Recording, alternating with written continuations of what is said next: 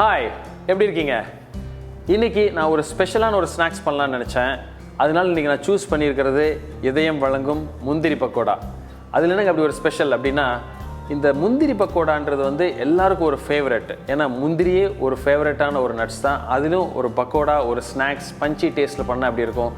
யூஸ்வலாக இது இந்த ஸ்நாக்ஸ் ஷாப்பில் தான் போய் சாப்பிடுவோம், வீட்டில் யாரும் பண்ண மாட்டாங்க. அதனால் நம்ம வீட்லேயே அது ஈஸியாக பண்ண முடியும். அதோட ப்ராசஸ் என்ன, டெக்னிக் என்ன, அதான் இன்றைக்கி பார்க்க போகிறோம். வாங்க அதுக்கு தேவையான இன்க்ரீடியன்ட்ஸ் என்னென்னு பார்த்துருவோம்.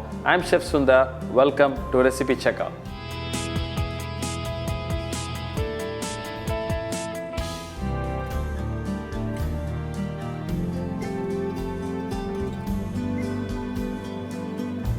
இன்றைக்கி இந்த முந்திரி பக்கோடாக்கு மந்த்ரா கடலையில் தான் யூஸ் பண்ண போகிறேன். உள்ளே அந்த டோவில் ஆட் பண்ணுறதும் அதான் பண்ண போகிறேன். இன்றைக்கி அதை டீப் ஃப்ரை பண்ணுறதும் அதான் பண்ண போகிறோம். இன்றைக்கி அந்த இன்க்ரீடியன்ஸை பார்த்துட்டோம். இப்போது இந்த ஸ்டவ்வை பற்ற வச்சுட்டு நம்ம மந்த்ரா கடலை எண்ணெயை டீப் ஃப்ரை பேனில் போட்டுருவோம். அதோட ஆயில் ஹீட் ஆகிறப்பவே நம்ம மற்ற இன்க்ரீடியன்ஸு மிக்ஸ் பண்ணி அந்த மிக்ஸை நம்ம ரெடி பண்ணிடுவோம். ஸோ இப்போது இந்த முந்திரி பக்கோடாவில் வந்து நமக்கு ரொம்ப முக்கியமானதே வந்து அந்த மிக்சிங் கரெக்டாக இருக்கணும். அதாவது எதை எப்போ மிக்ஸ் பண்ண போகிறோம் தான் ரொம்ப முக்கியம். ரொம்ப சிம்பிள் மிக்சிங் தான். ரேஷியோஸ் தான் வெரி இம்பார்ட்டண்ட். ஏன்னா அந்த கன்சிஸ்டன்சி அந்த ரேஷியோவில் தான் வரும். இன்றைக்கி நான் ஒரு பேன் எடுத்து வச்சுட்டு ஃபஸ்ட்டு நான் என்ன பண்ணுறேன், ஃபஸ்ட்டு ஒரு வாட்டர் சேர்த்துக்கிறேன். ஏன்னா இந்த முந்திரி பக்கோடா வந்து ஒன்று உதிரியாக தான் நம்ம போடுவோம். அப்போ வந்து அந்த சால்ட் வந்து மிக்ஸ் ஆகிறது ரொம்ப கஷ்டம். அதனால் ஃபஸ்ட்டு இதில் சால்ட்டை மிக்ஸ் பண்ணிக்கிறேன். எனக்கு தேவையான ஒரு 1.25 டீஸ்பூன் சால்ட்.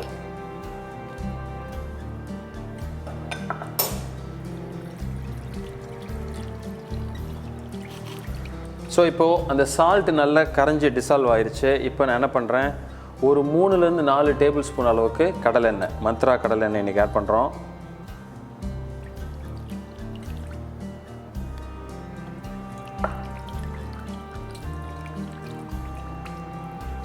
அதே மாதிரி இப்போது இஞ்சியும் பச்சை மிளகாயும் இடித்து வச்சுருக்கேன், நம்ம ரெசிபியில் இருக்கிறது. அதை போட்டு மிக்ஸ் பண்ணிடுவோம். ஏன்னா இந்த முந்திரி பக்கோடாவில் ரொம்ப முக்கியமே இந்த இன்க்ரீடியன்ஸ் வந்து ஒன்றா சேர்றது தான் ரொம்ப முக்கியம். அதாவது ஈவனாக இருக்கணும் எல்லா இடத்துலையும். அந்த டேஸ்ட்டு ரொம்ப முக்கியம். அதே மாதிரி நம்ம வெட்டி வச்சுருக்கிற அரைக்கீரை அண்ட் கொத்தமல்லி அதையும் ஆட் பண்ணிக்கிறேன். ஒரு 1/4 ஸ்பூன் அளவுக்கு பெருங்காய பொடி,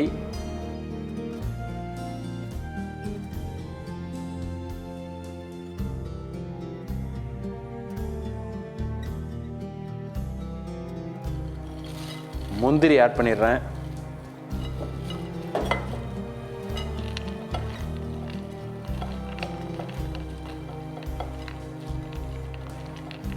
ஸோ இப்போது ஃபைனலாக நம்ம எடுத்து வச்சிருக்கிற கடலை மாவு, அரிசி மாவு.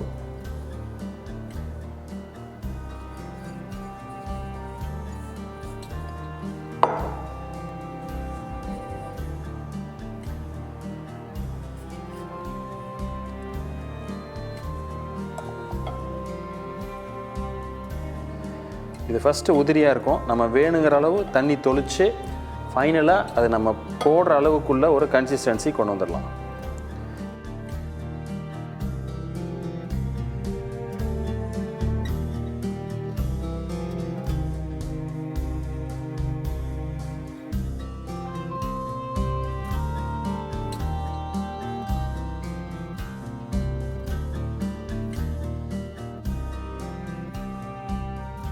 ஸோ இப்போ பார்த்தீங்கன்னா இந்த கன்சிஸ்டன்சி பர்ஃபெக்டாக இருக்குது. இது வந்து அப்படியே உதுத்து விடுற அளவுக்கு இருக்குது, ஒன்று சேர்ந்துருக்கு. இதுதான் இதுக்குள்ளே பர்ஃபெக்டான ஒரு கன்சிஸ்டன்சி. இதுக்கு மேலே தண்ணி எக்ஸ்ட்ரா ஊற்றிட வேணாம்.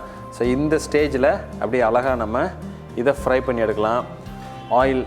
ஆயில் ஹீட் செக் பண்ணிக்கோங்க.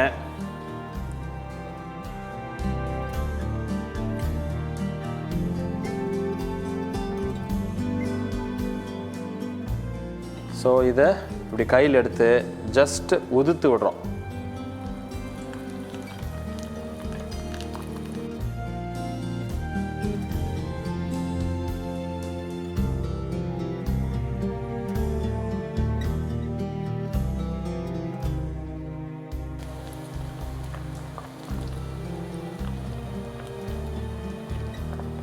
ஸோ இப்போ இது வந்து கொஞ்சம் கரெக்டாக குக் ஆகணும். அதனால் இந்த டெம்பரேச்சர் கரெக்டாக மெயின்டைன் பண்ணுங்கள். லைட் கோல்டன் ப்ரௌன் கலர் இது இந்த கலரில் தான் நம்ம இதை ஃப்ரை பண்ணி எடுக்க போகிறோம்.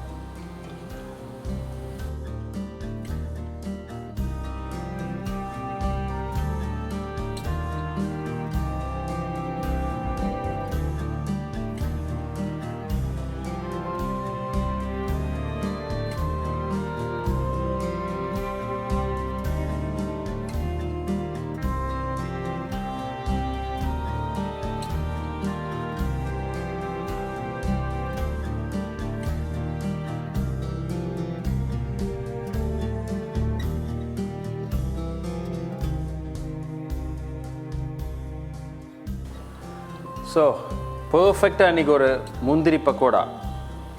ஸோ இது நாள் வரைக்கும் நீங்கள் வந்து இதெல்லாம் ஒன்லி ரெஸ்டாரண்ட்டில் தான் கிடைக்கும், இல்லை ஸ்வீட் ஷாப்பில் தான் கிடைக்கும், வீட்டில் பண்ண முடியாதுன்னு நினச்சிருந்தா பர்ஃபெக்டாக ஒரு கிறிஸ்பினஸ் அந்த ஃப்ளேவர் பர்ஃபெக்டாக வந்திருக்கு.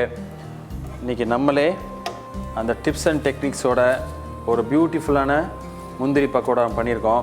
ஸோ இந்த ஈல்டு வந்து பார்த்திங்கன்னா கிட்டத்தட்ட கம்ஃபர்டபுள் ஒரு 10-12 பேர் கம்ஃபர்டபுளாக சாப்பிட்லாம். ஸோ அந்த வீடியோ பிடிச்சிருக்குன்னு நினைக்கிறேன். அந்த மெயினாக அந்த ப்ராசஸ் தான். ஸோ பிடிச்சிருந்தா எனக்கு ஒரு லைக் கொடுங்க, தம்ஸ் அப் கொடுங்க, ஃப்ரெண்ட்ஸோட ஷேர் பண்ணுங்கள். இதே மாதிரி இன்னொரு நாள் இன்னொரு வீடியோட அதில் இருக்கிற டிப்ஸ் அண்ட் டெக்னிக்ஸோட ரெஸ்டாரண்ட் ஸ்டைல் ரியல் ரெசிபியோடு உங்களை மீட் பண்ணுறேன். அது வரைக்கும் ஐம் சுந்தர். Happy cooking.